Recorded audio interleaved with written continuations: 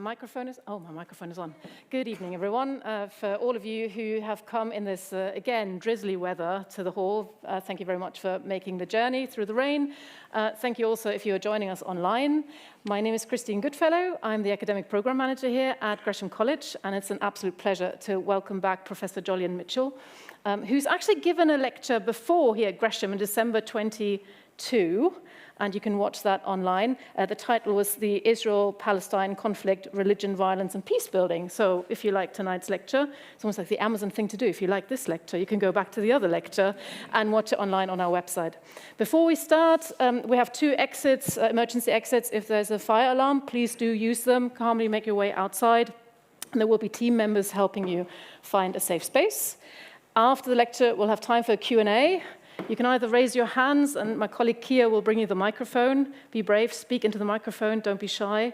If you don't want to do that, you can scan the QR codes if you're in the hall. If you're online, there's a QR code on the bottom right corner, and you can submit questions. I'll try to keep them even between the hall and online, so please do feel free to ask questions. It makes the end of the lecture experience far more exciting. But it's time to introduce Professor Jolyon Mitchell. He's the principal of St. John's College in Durham and a professor at Durham University specializing in religion, violence, and peace building. Professor Mitchell worked as a producer and journalist with BBC World Service and Radio 4 before moving to the University of Edinburgh, where he served as director for the Centre of Theology and Public Issues and academic director for the Institute of Advanced Studies in Humanities. He's a former president of the National Association for Theology and Religious Studies in the UK. He directs several projects on peace building and has worked with Jewish, Christian, and Muslim religious leaders, as well as Palestinian and Israeli journalists, on a peace building project in Jerusalem and beyond. So please help me welcome Professor Jolyon Mitchell.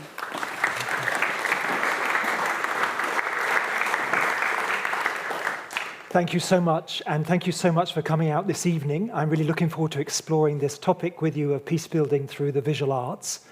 And I'd like to begin by looking at one of the best known and well-respected artists from Germany in the 20th century.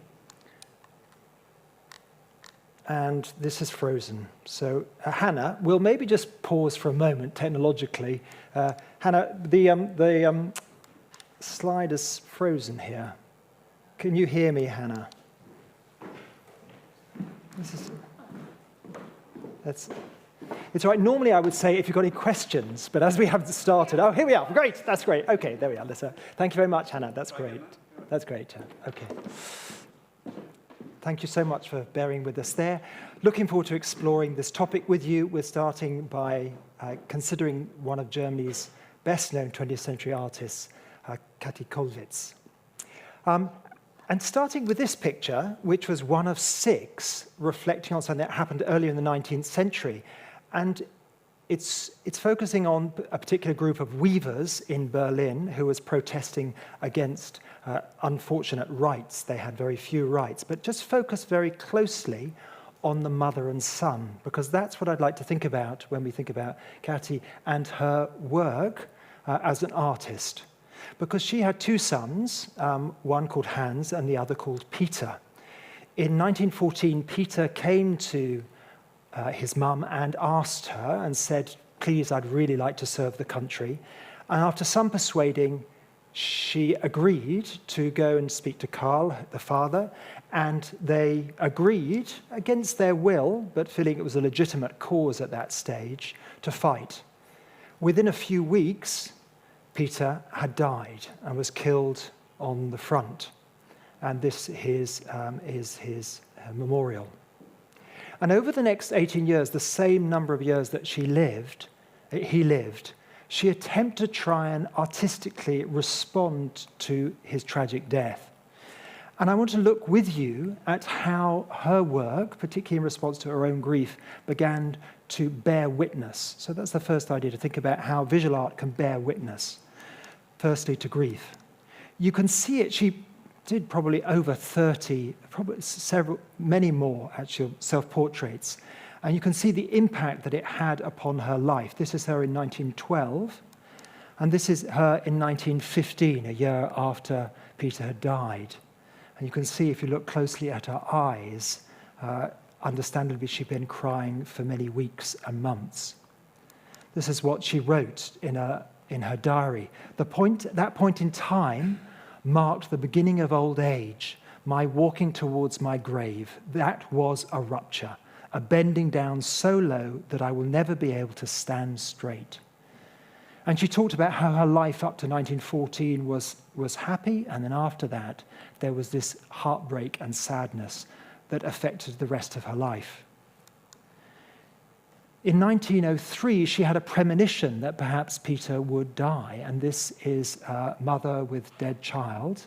And she talked to her other son, Hans, that as she painted this, as she etched this, she wept because she imagined that might be a possibility.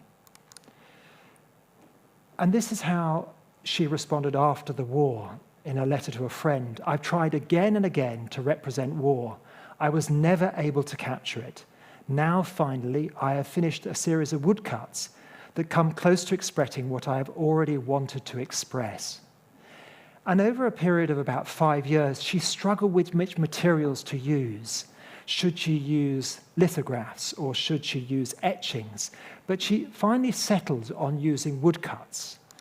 And she produced 7, and I'm going to take you through a number of them. This is the second one, and you can see it's called The Volunteers. Have a look there, and you can see it's a bit like a danse macabre, isn't it? Can you spot that there's a skull at the front representing death, and next to death, that's representation of Peter, and then a number of his friends who were killed in the First World War. Some are looking forward to the fight, others are in desolation and fear. This is Parents, the third woodcut in the war series, the Krieg series. And you can see here how it's almost as if they are holding each other and not able to look at each other. They've almost come one form. Like poets, she attempted again and again to get it right. So you can see, if we track her work before, have a look here, you can see actually this was an earlier attempt that she thought wasn't quite right because the grief had separated the parents. This is how she finalized it in 1921-22. And then in the fourth sheet, the fourth woodcut, you can see here the widow, one of 2 pictures of widows. And you can see there's obviously no husband here, but the widow is holding a baby inside her. This was earlier attempts. First, you can see here, this was a line etching of the widow. She rejected it. And then also you can maybe just see Widow 1. This was another rejected version, but this is a crayon lithograph. So she was trying to find the way of visually expressing her grief, but also how that was expressed around the country at that time. That's where she finished. And then this picture, The Mothers. This was the 6th sheet in the war series.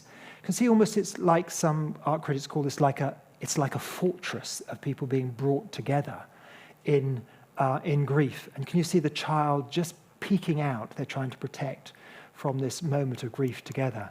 This was an earlier attempt which she rejected, but you can see here the children are more explicit. So this is, again, what she landed with in 1921-22. And then finally, the final sheet in the war series, The People. And here, this is a quotation, of course, of many pieces of art from, who's it from? It's from Mary, Mother of Mercy here. It's sort of a visual quotation. And you can see here, can you just make out beneath Mary, can you see a little child that she's trying to protect at that moment in the midst of grief and in silence? And one art critic has said that her silent lines penetrate the marrow like a cry of pain. Now, these were just 7 prints after 4 years of war, but this was her response. To begin with, in the war, she felt that it was a legitimate act. But then as the war went on after the death of her son, she became a pacifist. And this is what she wrote to a friend after it was concluded. These prints should be sent all over the world and give everybody the essence of what it was like. This is what we all went through during these unspeakably hard times. And have a look at this as perhaps one of her best-known pieces, No More War, this poster which was used up to the 1980s in anti-war movements. But it's this that stayed with me, thinking about this, how it took 18 years to try and capture a response to the death of their son. This is where he's buried now, in Belgium, in a German war cemetery. And Peter is not alone. He's with hundreds, thousands of young men. And you can see here the grief separates. It's not bringing them together, but it separates the parents. This statue is called the Grieving Parents. Now, this is one example from one war. We could select many examples of bearing witness to grief that artists use. For example, this is from the Iran-Iraq War by an Iranian artist. It's called The Scent of Heaven. Some people have said, no, it's more like the scent of grief because they're smelling the loss of a loved one. So here is one example of, through the work of Kollwitz, of visual art bearing witness to grief. But visual arts can also bear witness in a different way to the pity of war.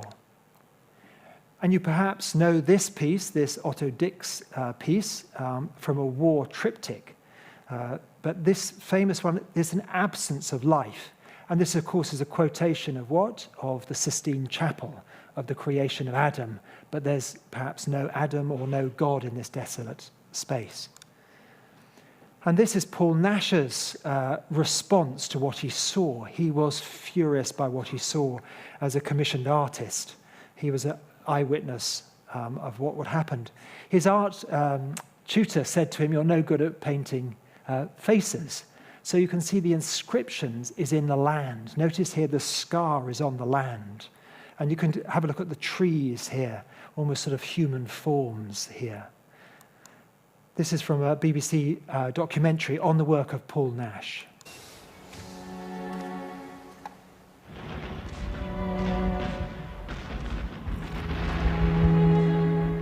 From July 1917 to the end of the war, Nash would obsessively depict the landscapes of battle and their detritus. Churned up trenches, shattered artillery, broken down vehicles. The Menin Road, a scarred and pitted world. Rubble and wire, dead trees, stagnant pools of oily water, furtive soldiers scurrying, nowhere to hide. The painter's style has suddenly changed. The forms are more isolated. The fairy tale mood of his earlier work has been bombed out of him. It's oil on canvas, not pen on paper. And it's monumental, 6 feet across, the scale of history painting. It was an official commission, and the Ministry of Information encouraged Nash to look to a famous Renaissance battle painting by Paolo Uccello. But comparison shows just how subversive the Menin Road is. Uccello shows war as heroic chivalry, men jousting. Nash shows us what war looks like when chivalry's been gassed and mortared. Turns Uccello's lances into fractured tree stumps, Uccello's noble corpses into tumbled breeze blocks and scraps of metal. In modern war, you can't even find the bodies. And as for Uccello's pastoral battlescape, it's become a wasteland, a place of terror, where even the sky looks torn or incinerated.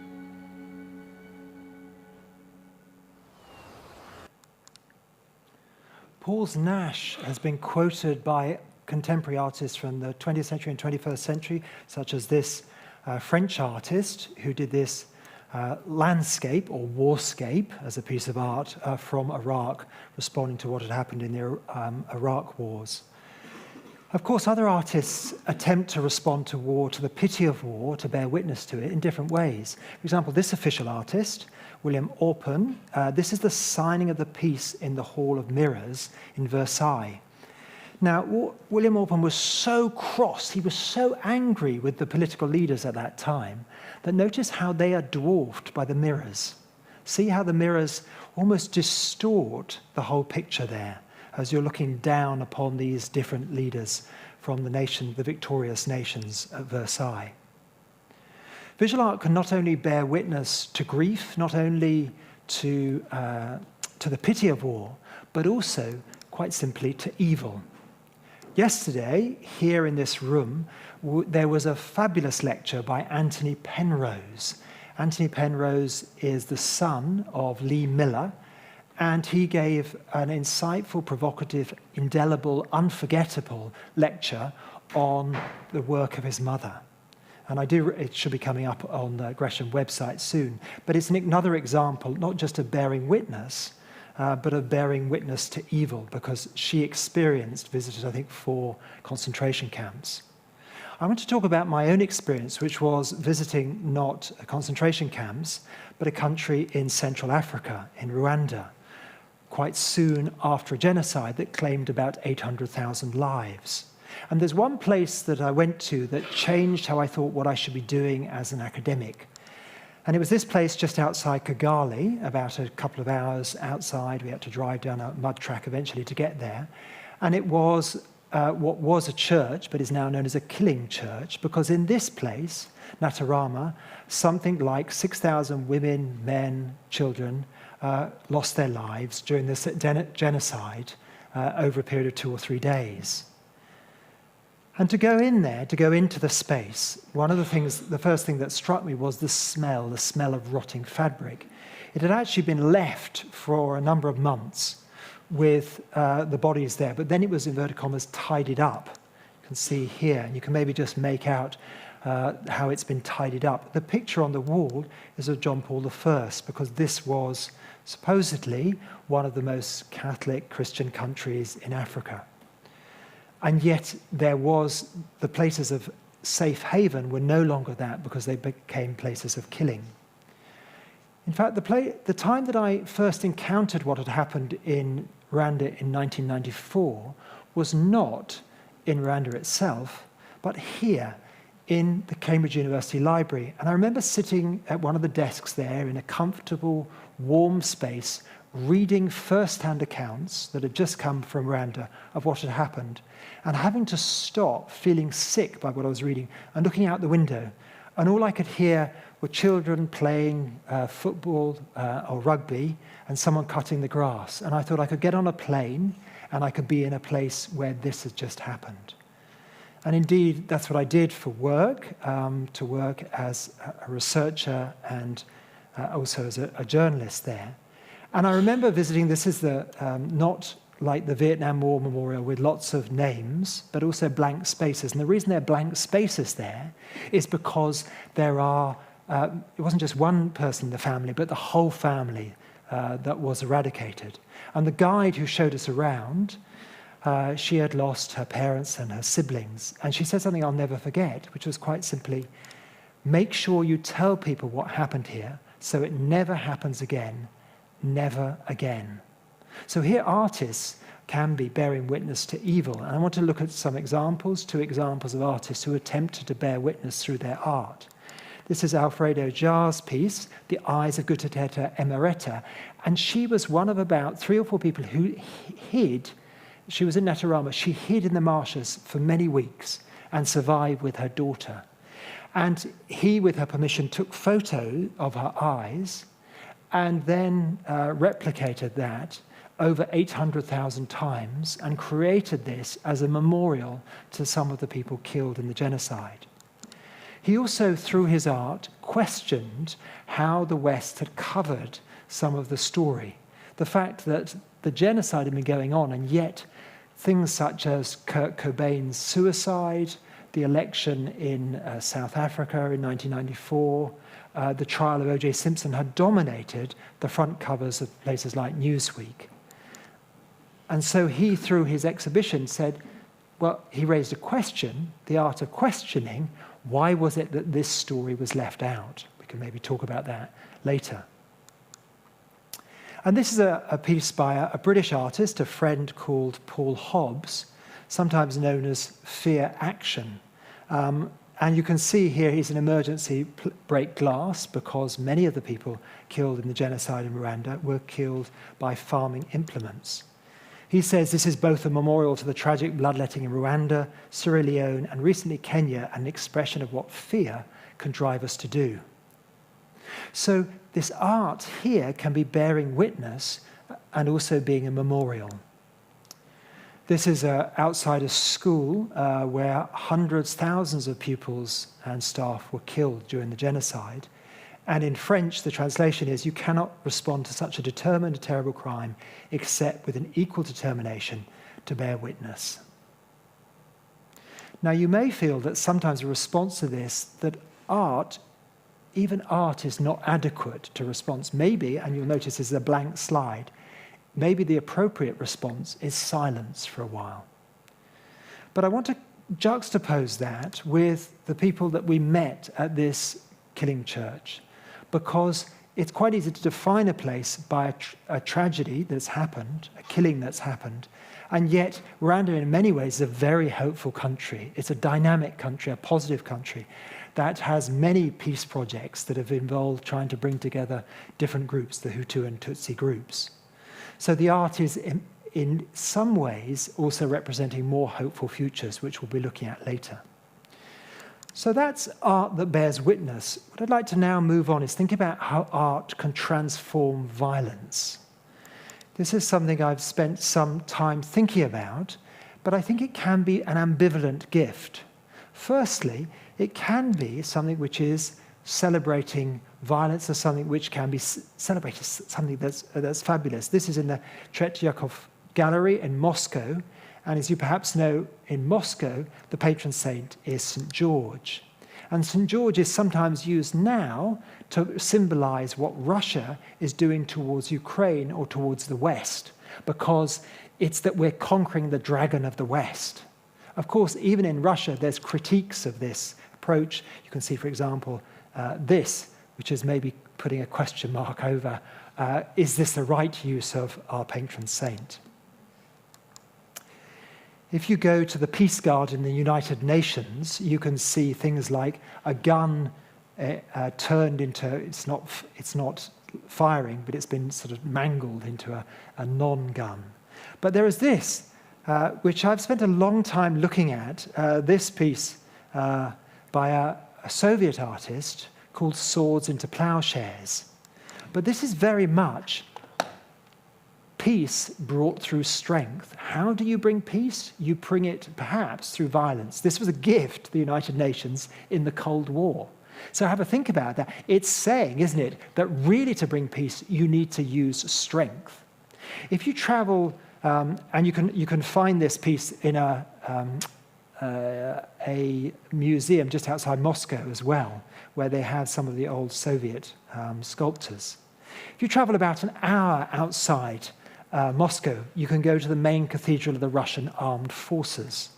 And there you can hear regularly Patriarch Kirill or a number of other patriarch leaders celebrating Ruski Mir, this idea that there is one blood, one soil, one nation. And you'll hear it in their sermons and their pronouncements in the church. There's a common faith, a common language, a common czar, a common church in Belarus, in Russia, and Ukraine. And we need to work together to bring them together and sacrifice ourselves. If you go inside the cathedral, you can see here the saints on the ground. Often there are military figures within the cathedral, but you'll notice how they're connected with the saints on the walls, on the murals and the icons around the church. Look up at the church and you'll see historic people who've been involved in former wars, but also in the Great Patriotic War. You'll see some of the former generals from the 1940s.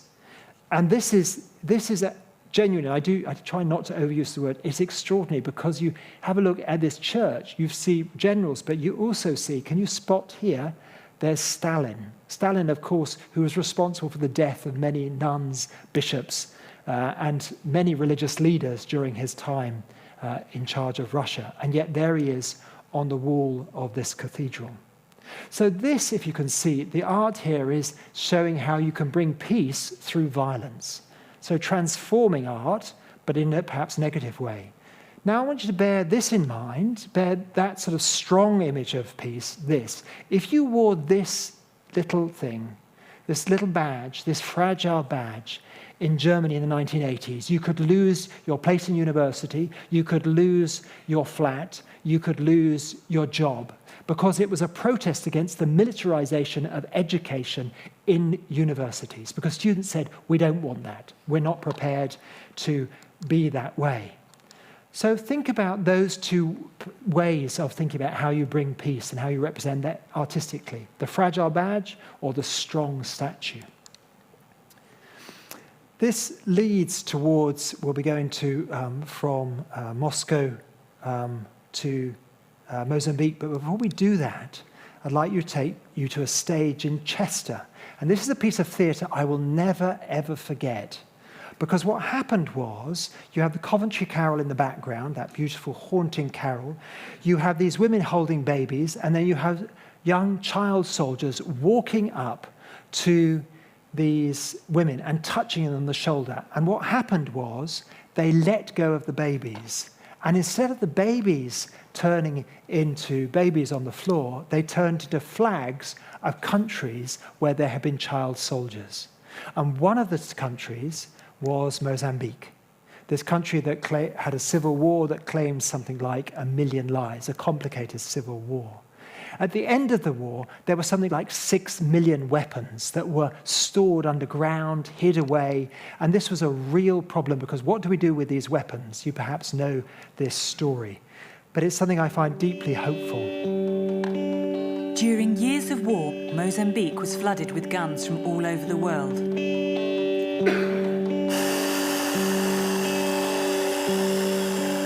The country is now at peace, and the guns are being cut up and made into art.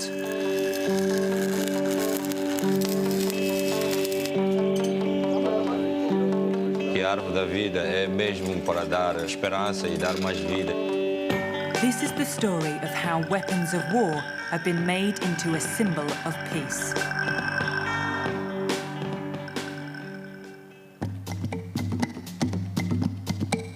Mozambique is a former Portuguese colony in southern Africa. Following the end of the Civil War, artists have been making sculptures out of guns, the same guns that killed over 1 million people during years of conflict in the country.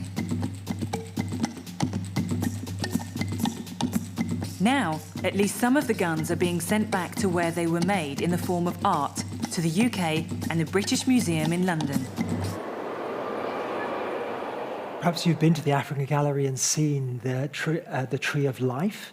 But this emerged really because this guy, this bishop, was at a peace conference and he could not sleep because he kept imagining all the guns that were left from the Civil War. Even though there was peace, people were holding on to guns just in case they needed them. And he thought they were like snakes in the house. And then he started thinking about this text from Micah and Isaiah of swords into plowshares. And he developed this idea with Christian Aid and with other charities in Mozambique to transform guns into plowshares so you can cultivate your land and get your daily bread. Let's see how it worked. Bring your gun and we will exchange it with an instrument of production. Deu armatriz, ele já deu que chapa, esses casos já queria aqui, chada também. The way that the project works, we go to the village and they take us to the place where the weapons are.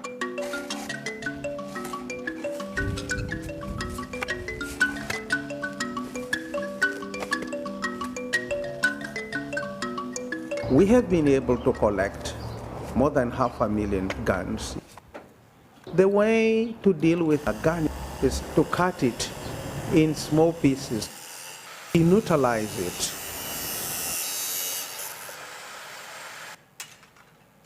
Artists took the pieces of these guns and they made them into works of art. It was amazing. They came with very creative initiatives. And now we have the Tree of Life. Really grateful to the British Museum for letting us use that, and also to Christian Aid for the earlier piece of film. So again, I don't use guns anymore just to hoe on my land. So imagine you're a village, you've got lots of guns, you take the guns in, you get a tractor. Some people would give guns, they would get a hoe. Children would bring bullets and they would get pencils back. And then they would be turned into pieces of art, such as this famous Throne of Weapons. You perhaps Neil McGregor's 100 Objects that tell the story of the world. This was number 98, if I think I remember, but it tells the story of the Civil War, because these were all weapons made outside Mozambique. This is the artist Kester. They went on a tour around the country, into prisons, into schools, into shopping centres, into Coventry Cathedral, where it was used. In one prisoner said this: the most powerful thing you can do is pick up a book, not a gun, when he saw this exhibition. The Tree of Life was similarly made out of weapons, constructed outside Mozambique. This is a gratuitous picture, but I can't resist putting up. In Mozambique, there were floods, and this young girl is back in a tree. The reason she's there is because her mother was there stuck. She was stuck in the tree, and there was flood water all around her. They tried to helicopter her out, but she couldn't because she was giving birth. And this is the baby who 10 years later was brought literally to life on a tree with floodwaters around. So there are different kinds of trees of life in Mozambique. This is where it was in Mozambique Peace Park. It was commissioned by the British Museum, and that's why it's there now. You can see it. Now, I want you to imagine that this whole experience of swords into plowshares is like a stone dropping into a pond, because what happened was it spread out, and other artists copied this. So, for example, in Cambodia, weapons were turned into art. In Iraq, and also in the States, there was a gun amnesty in New York where people were handed in guns, they were smelted down and turned into different objects. For example, this is a bike rack in San Francisco, or this Angel of Peace following all these guns handed in New York, which was taken to Ground Zero. In Sunderland, this was copied more recently, you perhaps know about this, where people handed in knives and turned into this massive angel, which was placed in the centre of the town. In Edinburgh, this church got it completely wrong, because they had an amnesty for toys, for military toys, and everyone gave their toys in, and it was turned into a crib. But they forgot to do the exchange. So the children, the youngsters, wanted their toys back because they hadn't received anything in exchange. So the toys were returned after Christmas. So it's interesting, the economics of peace building as well. So that's art that transforms violence. And then finally, I want to think with you about art that imagines not violence, but hopeful futures. Can you guess which artistic response this is to? Which piece of violence? This is the Charlie Hebdo killings, and this was by a cartoonist who simply responded by saying, yesterday we were working, today we lost many of our colleagues who were drawing pictures and cartoons, but tomorrow we will go on working. So here, art that imagines hopeful futures. People often talk about building peace, but I also like thinking about growing peace. In the States, there's this project, you perhaps know it in Richmond, whenever anyone is shot, people they create mud packs, but for 1 year they created not mud packs, but earth packs of guns. Now that you might think is a bit depressing, but they planted in these guns tiny little seeds. And so what happened was that little seeds sprung out of the guns, and then finally, here, do you see the gun was transformed into something very different. I don't know whether they're edible or not. And then, of course, there are walls that we imagine the end of walls. This is supposedly a Banksy picture. We could look at lots of Banksy pieces, but this is one piece. The story, whether it's true or not, is that Banksy was painting this, a view to a piece or another piece of art, on the dividing wall in Israel-Palestine. And a Palestinian came up to him and said, please do not paint on this wall. Why? Because it's making something ugly beautiful. Well, think about that as we watch this next piece. A wall represents a failure of politics. You can't love your neighbour if you can't see them, if you can't talk to them. Our Lady Who Brings Down Walls is probably my most famous work. By putting an icon, something of incredible beauty, onto something which is itself so ugly, it's a way to challenge it and to break it. It's invoking the powers of heaven, the powers of reconciliation, the powers of love, into a chasm of despair and hopelessness. A lot of people just don't understand and feel frustrated at the inhumanity that they see, and they don't know what to do. So they come to this image and pray, and they just pray that somehow all these walls that people have built can crumble, can fade away, and something beautiful can be reborn. Bethlehem is the town of birth, of rebirth. And here it's the wall just positioned on the edge of Bethlehem and the edge of Jerusalem. So it's this sort of transition point where you've got all this despair, but then also this hope breaking through.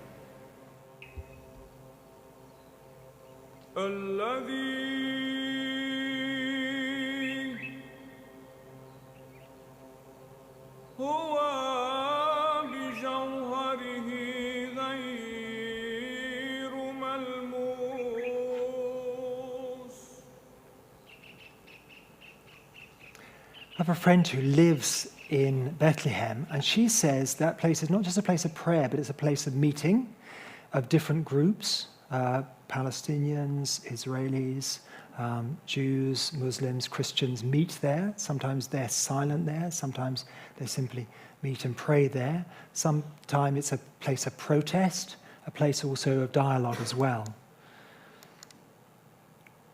So we're heading towards the end of this lecture.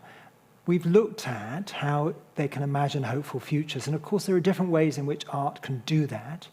And we can see sometimes it's a singular act of strength. Sometimes it may be that art represents how sometimes war, conflict, hurt, grief divides us, separates us. It can take us apart from each other. But other times it can, of course, bring people together. This is by Josephina, an artist called Josephina, and this, I think it's in 5 different places. It's in Coventry, it's in Bradford, it's in Hiroshima, it's in Belfast, and this is in Berlin, sometimes known as the death zone as well. And the artist based it on a story of a husband and wife who were separated by the war and traveled across Europe to be reunited. But she turned it into something which she thought has global significance, and it's sometimes known as quite simply as reconciliation. Now, of course, you might say, yeah, but this all sounds a bit idealistic. Surely we can't drop pieces of art into conflict zones. Really, will origami really solve things what are happening in Gaza or in eastern Ukraine? Well, not necessarily. But I find this picture, this sculpture, Hands Across the Divide in Derry, Londonderry, something which I think expresses well the act of growing peace, of building peace, of hands across the divide. They're not yet united, but they're reaching out towards the other side. And there's something which is deeply hopeful about that, but also quite realistic about how art can sometimes be used, visual art can be used so well and effectively, but also to represent the struggle of building peace. I have a friend who does a lot of peace building at sort of mid-range, i.e. not sort of the presidents and top generals, but perhaps the mayors and religious leaders. And he often describes how in peace-building situations where there are blockages, what he'll bring into the conflict situation is a poet and an artist. And the poet will read some local poetry and the artist will paint in response to the conflict. And sometimes, he says, that changes the way people think about the conflict. So, yes, it can sometimes not work, but in other contexts, it can work. So bear those 3 different models in mind of art that represents separation, reconciliation, but also reaching towards the other. So that's what I mean by art that imagines hopeful futures. But by way of conclusion, I'd like to return to some of the images we saw at the beginning, or at least just bring them back to mind, with a picture here. This is in Edinburgh Botanic Gardens, where I lived for many years. Well, I didn't live in the botanics, I lived quite close to it. But, and you can see here this frame. But what I like about this frame is that it's empty, and it represents, doesn't it, that if you're sitting on one side of the frame, you'll get a different view. You might see Arthur's seat. If you're sitting on the other side, you might see the castle. And that, of course, represents how frames don't just draw our attention and don't just exclude things.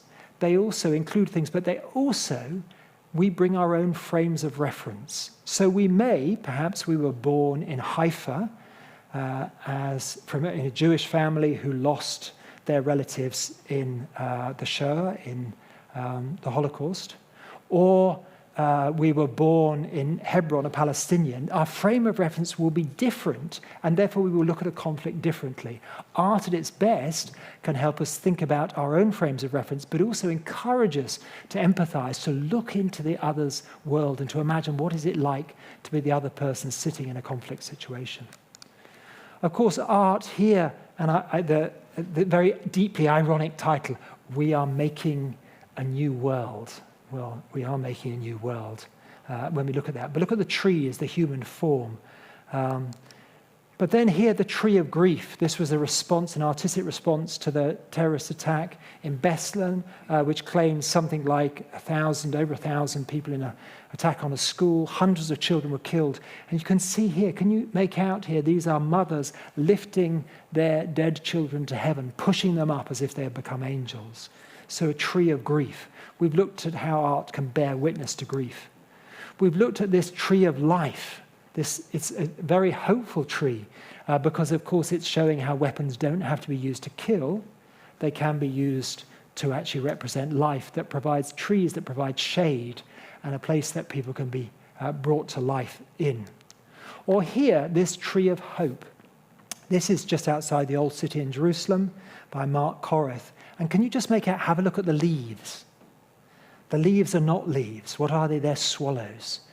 And talking to both a Palestinian and an Israeli ornithologist, he said, the great thing about birds here, swallows or doves, is they're not constricted by the barriers but the walls. So this is such a hopeful piece of art, because it's saying there is a time that perhaps the walls will come down just as they did in 1989.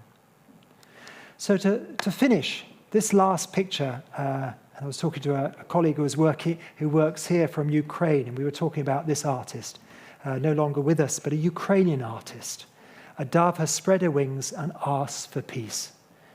In the beginning of the war a few years ago, in 2022, one of the early places that were hit was a museum that held many of her pieces of art. Some were destroyed.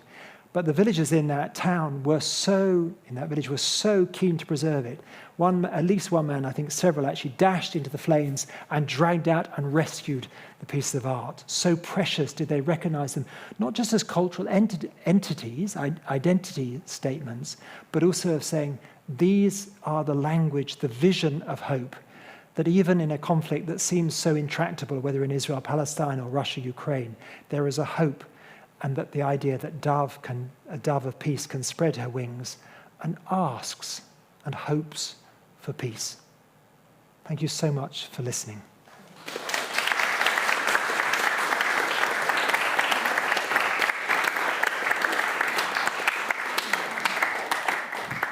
We've got time for questions. So Kia is waiting there with a microphone. So if you'd like to ask a question, either raise your hands or use the QR code. Just a quick comment. It's really interesting that you mentioned Maria Primashenko. In my old job, when the conflict broke out in Ukraine, I had a photo, and her archive was bombed, had a photo of one of her works on my office door. And we had 3 Ukrainian students who found that really valuable, that it was visible, that the art was still visible, even though the archive and the works were destroyed in real life. And I think that's also quite prominent now, that we make this visible as a piece of art that still survives, although it's not physically there anymore. So questions. Yeah, there's one question here. So just 1 second. Microphone is coming. Hello? Hello? Okay. I noticed you didn't talk about the art in the Imperial War Museum and the role of artists who record war in this country. For example, John Piper or Singer Sargent, people like that.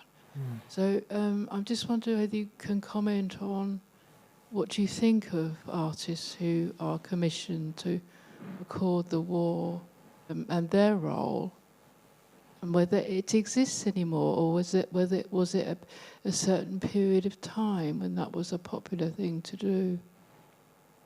No, thank you. What's your name? Alice Swinhoe. Alice, thank you.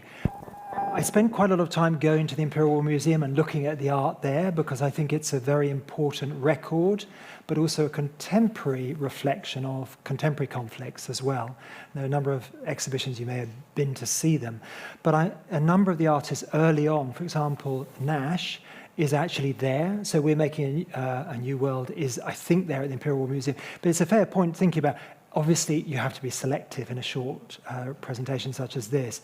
But I think the question, Alice, what you're saying about as record keepers is important, but often they interpret the conflict in ways that the commissioners don't expect. They can be critical. You can see some of these artists that I've shown are actually official artists, but they don't necessarily fit to what the money has asked for. So you can see that in a number of the paintings there. But I think also it does not just bear witness, but for us it's a memory. It's a set of dangerous memories. You go in there and you imagine what it was like to see that as an artist. I remember reading the letters by Nash, who quite simply said, he is furious. I am furious with what's going on here. I'm no longer an artist. I'm a messenger. And I hope that this will burn their lousy souls, or something like that. He was so cross. That was in a letter he wrote to his wife, because he was so cross by what he saw. So I think in many ways you could say that the artists, they have an important role. The other thing is you could see the art of somebody like some more recent artists who have struggled with what they've seen, and it can actually have such an impact that it affects how they look at the world. So I don't know, Alice, is that the beginning of an answer to your question? Thank you. Liz, your question was for... Do you think that the role of like recording the war has died out? I mean, it doesn't seem to happen now. The role of artists being commissioned to go into a war zone and portray? My understanding is it still is, but it may not be foregrounded as much. Sometimes it's through photography. Though, of course, there are arguments that the control of media, whether you could see that in the Iran-Iraq war, or more recently in what's happened in Gaza, is to try and keep out artists and journalists, because if they're bearing witness to the horrors of war, the pity of war, people involved in the war may not want that. They may not want it for different reasons. They may not want it because of the injustice going on, but they also may not want it because it saps morale. Some people have imagined what would have happened if the Vietnam style of reporting had been there in the First World War. Imagine if someone had been reporting at the Somme with the bodies lining up around the reporter on the first day of the Somme. Would they have gone on for the weeks that they did? So that's a different kind of art, you could say, that's sort of media representation. But Alice, thank you. It's interesting. There was recently a talk at the Goldsmith Company by George Butler, a young British artist, who spoke about his experience going, for example, to Ukraine. And he said the most valuable thing, if I remember this correctly, was to spend time with the people he is drawing and painting, and the conversations that happen, and the intimacy of that relation between the artist and the sitter, in a way, was quite valuable. But I don't know whether he's actually then explaining that through his art or as a text next to his art. So there are also artists who go into war zones on their own accord without being commissioned and want to portray what they've seen through art. Question from online. Where do you see the significant differences between a journalist. So we had, I don't know whether anyone was here yesterday to see Anthony Penrose speak about his mother, Lee Miller's work. What's the difference between a journalist reporting on a conflict and an artist, in your opinion? The key differences? If there was one word I'd say to that, it would be time. Because I think that Lee Miller was in many ways an artist. She was a very skilled photographer because she would take one particular thing, and by taking a photograph of that, that could become a metonym, could become like the tiny thing that symbolizes the whole conflict. And you might be perhaps just her boots off by Hitler's bath with mud on the floor. That says so much, doesn't it? So that's an act of art making as well. But I think time. I think also artists do something differently depending on the materials they're using. We've looked at visual arts, but of course there are other kinds of artists. There might be soundscapes, there might be musicians who respond to conflict and respond in other ways. But sometimes that does take time, doesn't it? Some people say that journalism is the first draft of history. Well, is art the second draft of history? But of course sometimes they blur together. Mm-hmm. Any more questions in the hall? Can we maybe go from the other side and then we'll come back to you? Thank you very much. That was very interesting. I have a question that's probably more around, can art in post-conflict societies maybe be more so divisive as opposed to actually peace building? I found your example in Derry very interesting, reaching across the divide. But if I think about Belfast, maybe more specifically, the international walls, the murals and stuff, is that their art more so dividing the society after a conflict, more so than actually reaching across and actually building out that peace, essentially? What was your name? Owen. Sorry? Owen. Owen, thanks, Owen. No, that's very interesting to think about that, isn't it? Because if you look at the murals both in Belfast and London Derry, you'll see that there are both sectarian murals, there are non-sectarian murals, and they're sort of more, and it's an evolving artistic tradition, isn't it, as I'm sure you know, that you've got some that have people sort of prepared, prepared for war, ready for peace, or is it the other way around? People wearing balaclavas, and these are statements, and they're holding guns, they're saying, this is our land, you keep out. In Derry, London Derry, there are these huge, if you've seen it, they're huge murals there that are representing different aspects of the community's history, but it's one part of the community's history, particularly the Catholic community. But they'd say they're not trying to be violent, these are cries from the heart as well as sectarian statements as well, slightly different in. But then even in Derry, there is not just, say, someone holding a petrol bomb, there's also a dove of peace, you maybe have seen it, which is made up by school children from Derry, London Derry. So you've got that mix, and that's why this idea of the ambivalence of the arts there, even in Derry, I think it's in Belfast, even there, you could say, yes, it can be a dividing line, definitely, without a doubt, but it also can be the opposite, it can be a bridge as well. So it can work in both directions, and sometimes they're in conflict, sometimes they're in conversation with each other. We had a question here in the second row.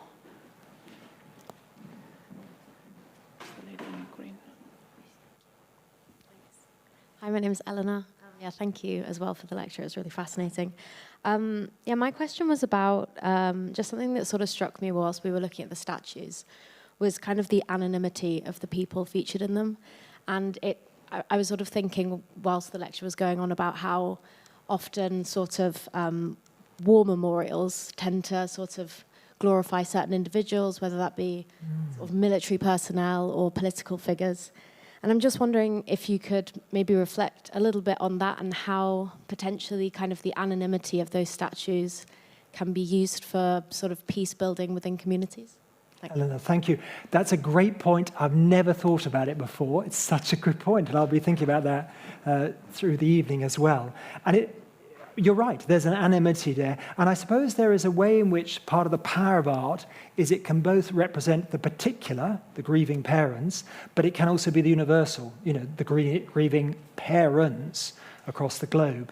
In the same way, reconciliation, a couple getting back together, but also nations getting back together.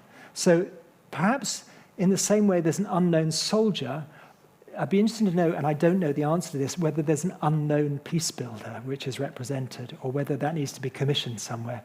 Because many of the peace building work goes on backstage, behind closed doors. It takes days, weeks, years. These are things to be celebrated, but they're not often celebrated because sometimes it has to be done either in secret, or the peace builders are not interested in that. They're happy to be invisible.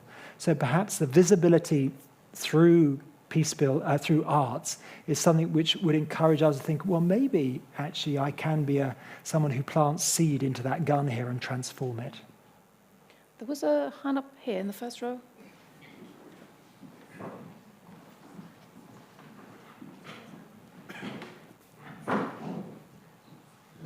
That was fabulous, thank you. To what extent do you think that where the divide or the conflict is across religion, that you see elements or symbols of religion in the art trying to bring people together? Or if the divide is religious, is the iconography of religion left out in order to bring people together rather than using the religions to bring them together? I remember sitting outside a casino. I hadn't gone in, but I was outside a casino, and they were launching, this was one of those kind of artworks, which was a live artwork, and they were launching these doves to symbolize peace. Unfortunately, the dove let-go had not got in touch with the other symbolic, which was to let fire off at the same time. So the doves came out, and the fire, and I thought, they were about to get incinerated. But amazingly, the doves managed to fly through the smoke, avoid the fire, and escape. But I thought that, for me, sort of captures, those are two very powerful to different religious traditions, the fire and the dove. And they can be taken and used for symbols of peace, but also symbols of violence as well. So it depends how you're sitting, where you're sitting as well, doesn't it? It goes back to the frame of reference. But I think also thinking about how, for example, the crucifixion is sometimes used as a symbol of violence and a symbol of peace. I have tried to find, I saw this big knight with an armor on. Well, he wasn't a knight anymore. It was just in a museum with just sort of armor on. And there was a big crucifix on it. And then I thought, well, that's interesting, isn't it? Because it's clearly, it's the knight who is fighting to kill people, and yet he's wearing this moment of in a way, a moment of acceptance of violence. Or a gun in the States which has a little crucifix, sort of smite your enemies on the gun with a crucifix on it. So you've got that. But then or Ku Klux Klan, you've got sort of the misuse of But then you think about how the cross sometimes is symbolized as actually a peace. This is something which is, this is how you respond to violence. You don't raise an army. You actually absorb it and take it into your body and forgive those who have acted violently against you. So I think it's an important question. It goes right to the heart of many things. I think we're out of time, but thank you very, very much for this fascinating lecture. Thank you. We won't have a lecture tomorrow, but we will have one on Friday, which is not usually one of our days, and it's at 4 p.m. So if you've got nothing else to do, please join us for Friday's lecture at 4 p.m. Thank you very much, Professor Mitchell, for tonight's lecture.